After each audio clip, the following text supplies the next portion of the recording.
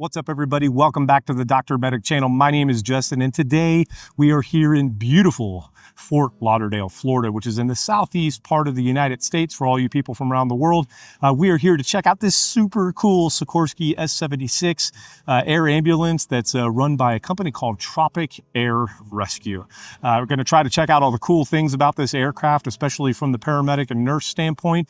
Talk about kind of the unique things about the agency itself, because trust me, they definitely do things a little bit differently here, and maybe we'll get to catch a cool flight and go up and down the beach. We'll see whether or not we get lucky or not. Either way, stick around and find out on this episode of the Dr. Medic.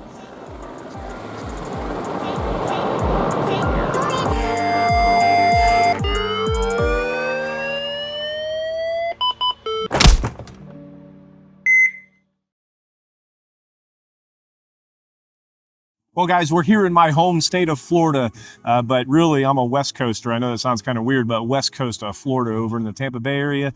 But over here on the southeast part of this state is an entirely different planet altogether. You've got Miami, which is 30 minutes to the south right here, which is home of former Miami Dolphins superstar Ray Finkel. You've got Palm Beach, which is to the north, which is the current home of the President of the United States.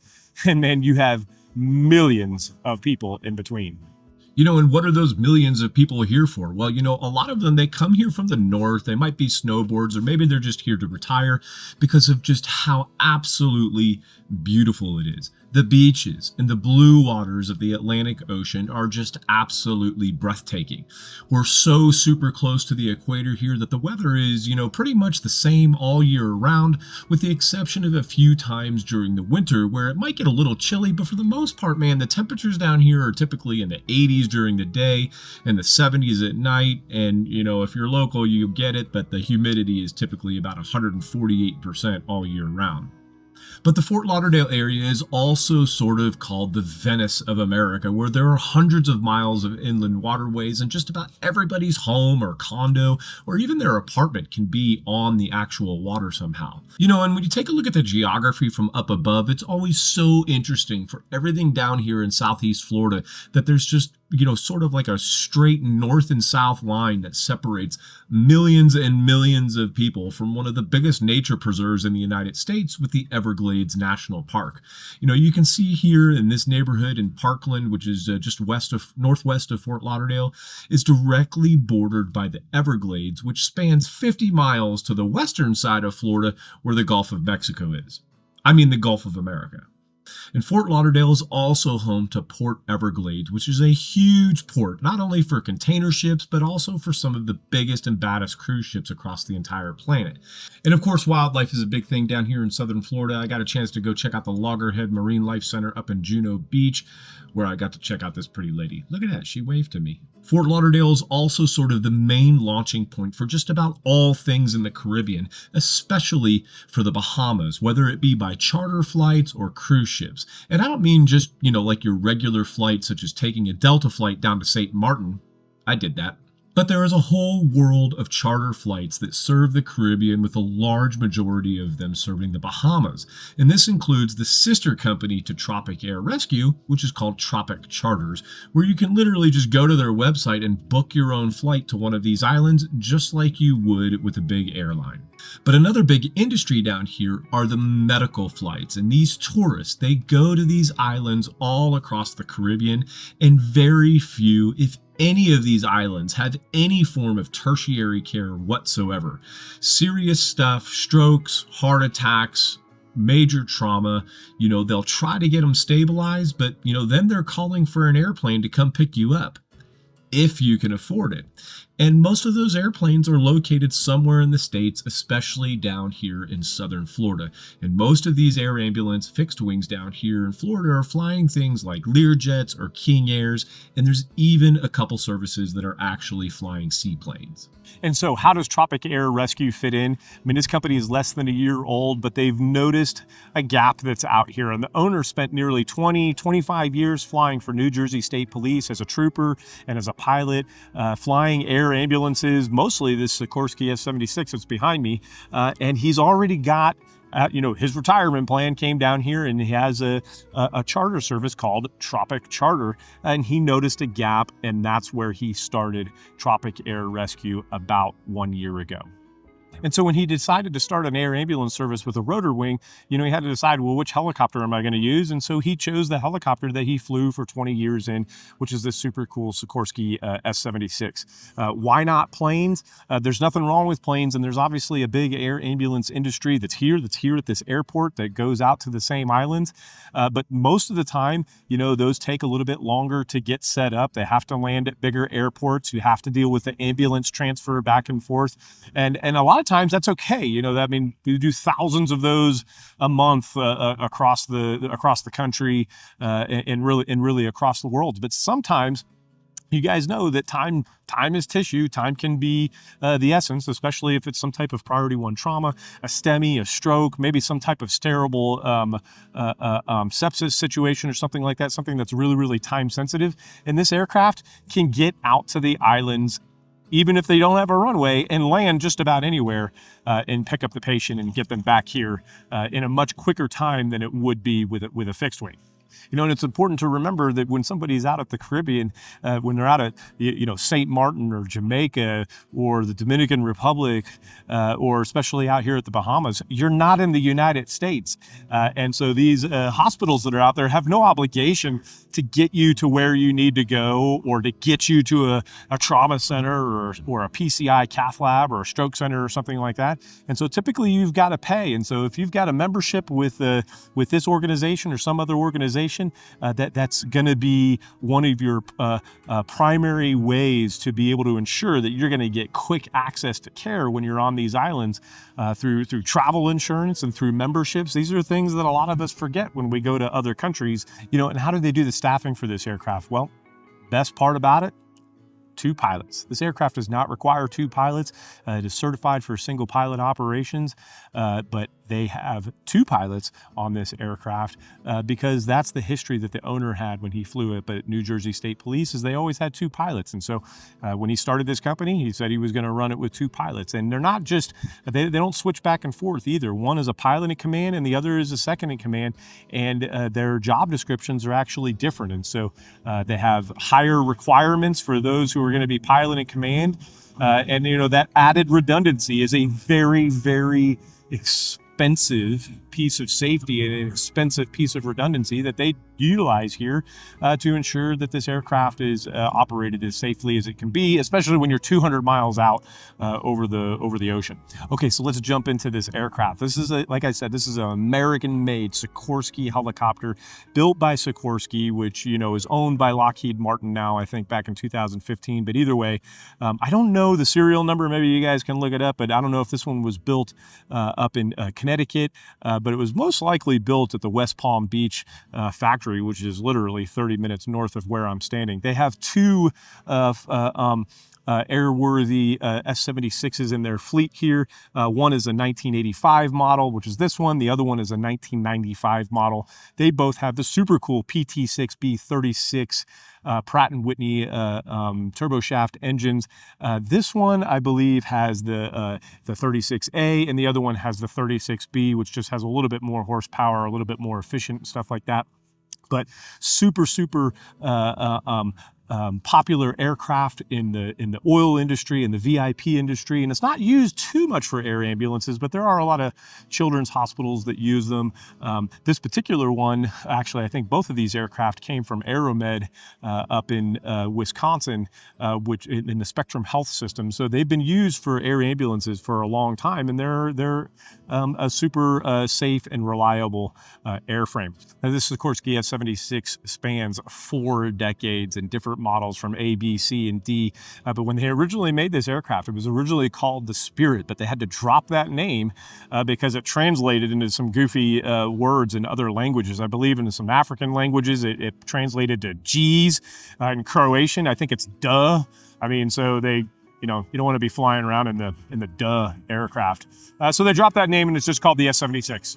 And where did that 76 name come from? This was originally, I believe, was designated as an S-74, and it was first certified to fly and then put into service roughly about 1976, which was our bicentennial. It's our 200-year happy birthday here in the United States. So they changed it to 76 in honor of America turning 200 in 1976. That's pretty cool. So one of the super cool things about this aircraft is what's in this nose, and that it has its own forward-looking weather radar that can look out, I think, like 100, 150, maybe even up to 200 miles, which is absolutely paramount when you are flying out into the ocean, where you may only have delayed weather updates on things like your XM weather radar. Now, XM weather radar is great, but just remember that there's always going to be that latency built into that. And so to be able to have this radar on the front where you can actually tilt it up and down, you can look to find ships, you can look to find your islands, and you can point it up to see what type of weather you might be flying into. Super, super cool to have that weather radar in there. Another thing that's up front is this is where their batteries are going to be. And so if you ever are dealing with an emergency or something like that with one of the Sikorsky S76 that might be catching on fire, this is literally in case of fire, fight fire here. There's several of these that are listed around the aircraft, and you would actually open this up and shoot water in there in case they have a big electrical fire. The B model here has two pitot tubes, and it pretty much has two of everything. The A model, the B model, the C, they all have two pitot tubes. The D model actually has three up there. I'm not sure what that third one might be for, but this one has two. It also has these super cool but super obsolete microwave landing system antenna that are on the front. The aircraft was built with these, and it was certified with these, and that was an old landing system that they thought they were going to put into a place, you know, kind of like after ILS, but before GPS. And when GPS came out, they kind of made these things obsolete, but they're still here on the aircraft. So obviously one of the big things that separates this aircraft from other aircraft is going to be its retractable landing gear. Super, super cool that it has the retractable landing gear that has a little bit of suspension in it as well. And I've read reports where this is supposed to give, you know, maybe 6 or 7 miles an hour increase due to less drag when you're actually flying out over open water. But the pilots here say they get closer to 20, maybe even 25 knots difference by having that landing gear retracted. Another super cool thing that this landing gear does is it allows the aircraft to have a much smoother and less stressful taxiing experience when you're at an airport like this, you know, where you don't have to hover up and down the taxiways. You can just taxi on your wheels, right, out to the wherever it is that you're going to take off from, and it makes that a lot smoother as well. And the last thing about the landing gear is that if you look up underneath, you'll actually find floats, because this aircraft flies out over open water. We're talking like 200 miles out into the Atlantic Ocean. And so it has floats right here. And so if the aircraft has to ditch or it has to land in the ocean or something like that, they can retract this landing gear and then deploy the floats. But if for some reason they can't retract the landing gear, the doors don't open, there's actually an explosive link there that will actually shoot this door off and then be able to deploy the floats. And if the seas are not rough, it will float for a few seconds. And floats like this in helicopters, it's really important to remember, they're not designed to turn this thing into a boat. They're designed to allow you to have, you know, 10, 20, 30 seconds to get out of the aircraft before it flips over, and all that top heaviness of the transmission and the rotor head end up below the aircraft under the water. Super cool right here that they have NACA air ducts. I've talked about that in a couple of videos. I love NACA air ducts. Now this aircraft actually does have two fuel tanks. You can fill it up here on the left, or you can fill it up on the right to fill up the subsequent fuel tanks.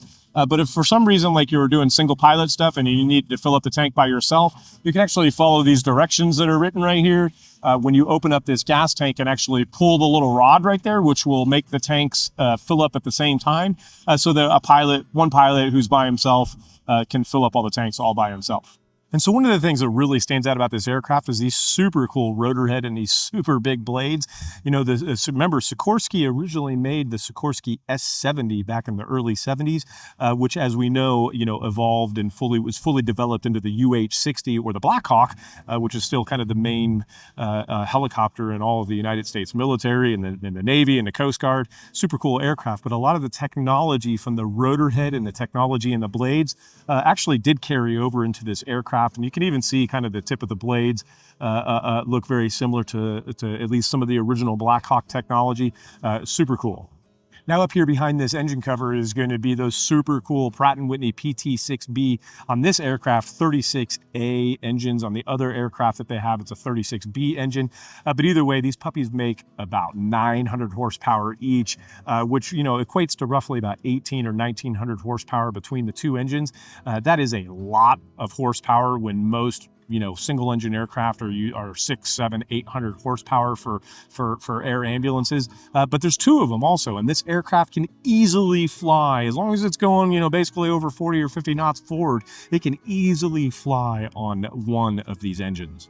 And that 900 horsepower is a super big upgrade, because the first ones with the Allison, you know, Rolls-Royce engines, they were only making about 650 engines. And like I said, this is one of the big changes of this aircraft through the A, the B, the C, and the D model, is basically going from Allison engines to the Pratt & Whitney engines. Then they went to turbomeca engines, and, you know, now they're back to Pratt & Whitney engines for the D model. But you can kind of tell the difference between the models based on this engine cover.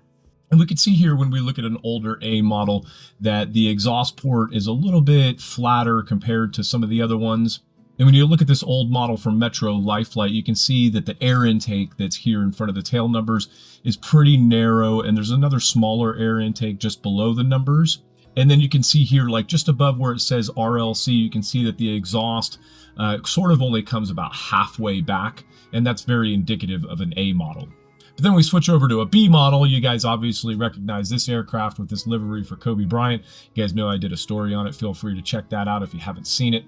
But you can see just how different the engine covers look, where it looks like they're kind of just attached here when they switched from the Allison engines to the Pratt & Whitney engines for the first time back in the 80s. Same thing with Donald Trump's helicopter. I don't know if he still has this helicopter anymore. I think he sold it a few years ago, but this is a B model as well. And you can see where the tail numbers are, where the engine cover is. It just really, really stands out.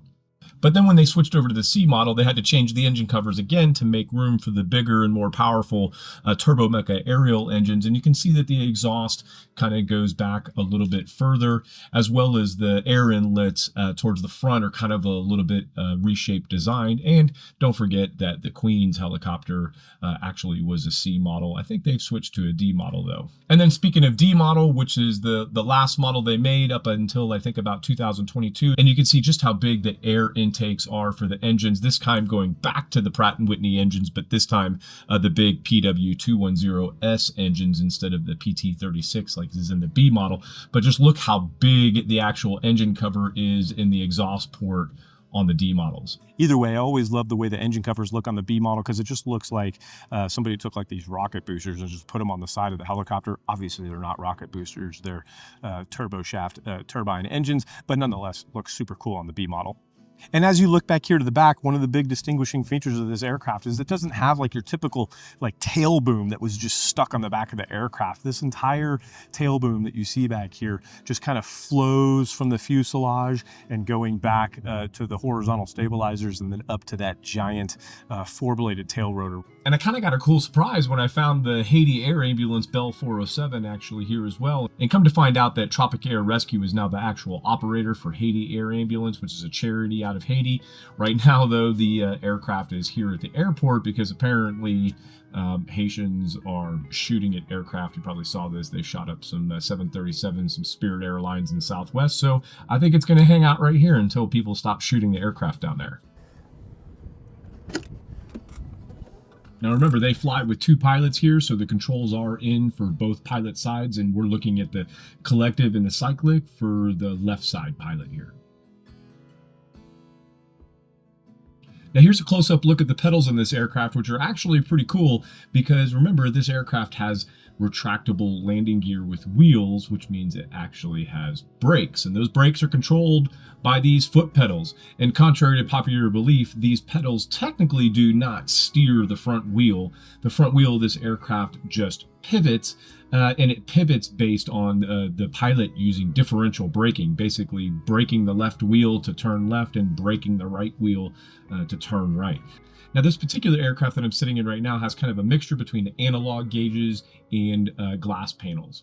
But you can see here that the other S-76 that Tropic Air Rescue has far more of a glass cockpit.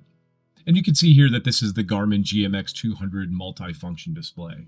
And they can send information over to other screens, including their full color radar, their TCAS, their HTAWs, all of that is built into this system. And obviously one of the cool features of the S76 is that it does have a dual autopilot with a full 4-axis automatic flight control system. Now, in addition to the regular radios, this aircraft also has a Wolfsburg multi-channel FM radio that has marine channels on it, which is pretty cool. And that's what they use out in the Bahamas, as well as to have direct contact with the U.S. Coast Guard. And I know they're using this aircraft for air medical flights, but they even have a universal flight management system that they can use for inputting their flight plan information. Remember that this is a fully IFR equipped aircraft. Lots of circuit breakers on the S76. And looking up overhead, you have the fuel control valves here with the yellow levers. The white levers are the actual throttle, and the little black buttons there are the actual starter buttons for each engine. They also utilize ForeFlight on dual iPads. They have a Sentry ADS-B dual receiver, as well as a portable GPS with their Garmin Era 760 portable GPS.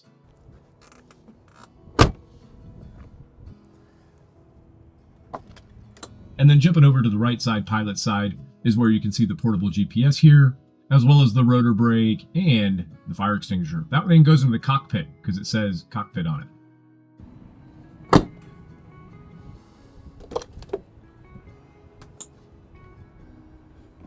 Okay, and so now we're sitting here in the back of the aircraft where the size of this back here kind of rivals the back of like the AW-139 with Maryland State Police. But other than that, this has got to be the biggest rear cabin of the aircraft, at least in an air ambulance that I've ever dealt with. You can fit 4 people back here, 4 providers, 2 providers and 2 family members, or just 2 providers and the patient that's sitting on the stretcher, which the stretcher is right here. And the stretcher itself is super, super unique.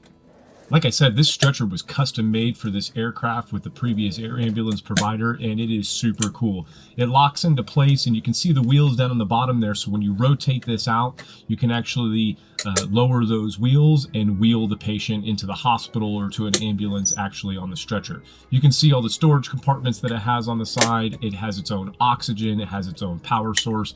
Super, super cool.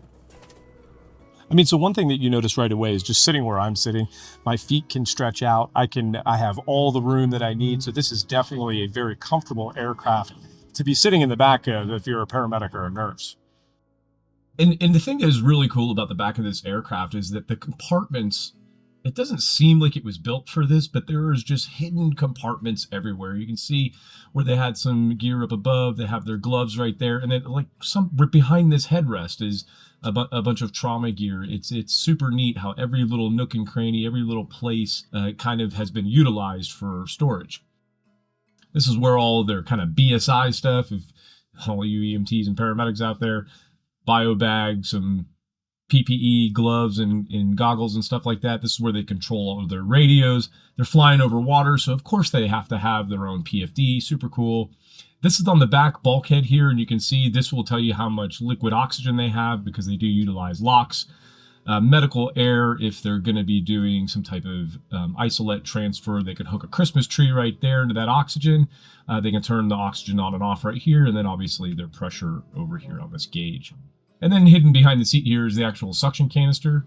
These guys utilize a ProPack Zoll monitor, perfectly good monitor, doing all your cardioversion, defibrillation, cardiac monitoring, 12, 15, 4-lead ECG monitoring, blood pressure, pulse ox, all the good stuff. Very compact, good monitor. And then they utilize all stat packs. They had some other stat pack stuff at the head of the bed, including that kit. And I absolutely love their checklist. This one's for trauma, but the takeoff one that is right here is even better. Check out the final spot right there. Sterile cockpit. Love it. And up here at the head of the bed, they've got some more storage with some tubing, with some oxygen delivery devices, some nasal cannulas. They got some trauma shears there. It's a super cool tactical BVM. And seated over to the left is where you can actually isolate and control the intercom system.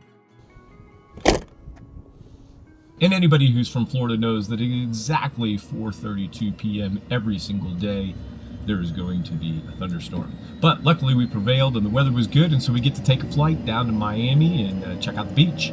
Super smooth takeoff, and it was really cool to be able to taxi on wheels before. I've never done that before. Feels kind of weird being in a helicopter and driving around the airport without actually being in the air, but just another benefit of the S76. And again, like I said, this agency is using dual pilots, and so to listen to their communication back and forth, very, very clear, very, very professional. Made me feel really, really safe in the back, and everything was a sterile cockpit throughout every time we took off and landed. Okay, coming up. All right, cover check's good. Departing.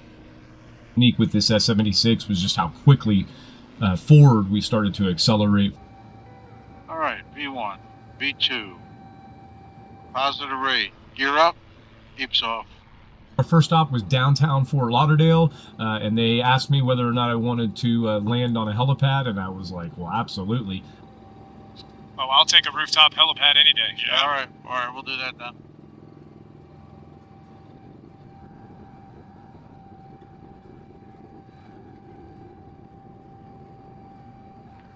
Now, I thought we were going to land at a hospital heliport, just kind of maybe doing a practice touch and go. But it turns out this is actually a downtown heliport that's called the John Fuhrer Downtown Helistop, and is actually located on top of this parking garage right in the middle of downtown Fort Lauderdale. And it's actually put there for access to the city's, central business district, and, all of the government buildings and everything. And it even has a real nice lobby and stuff. Super, super fun to land here in between all the buildings. And then when we took off, absolutely amazing to go right between the buildings and, waving to the kids on the balcony. Helicopters are cool.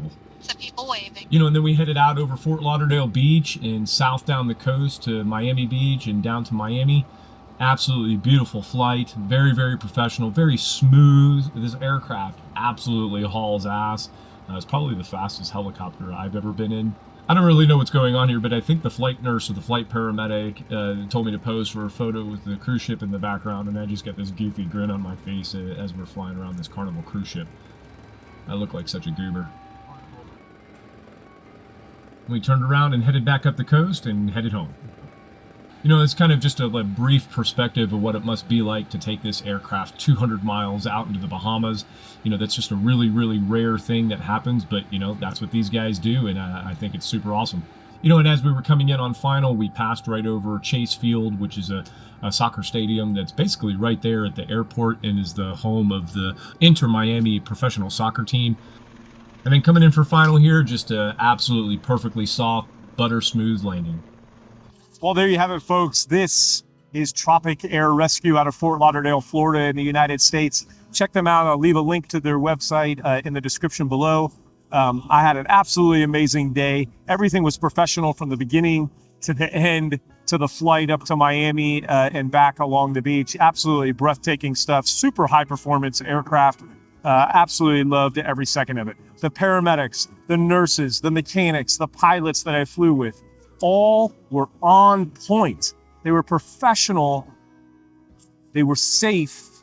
The talks were about redundancy and about safety and about efficiency. And these things have to come first. Otherwise, you're not going to have a business. I love what the owner is doing here.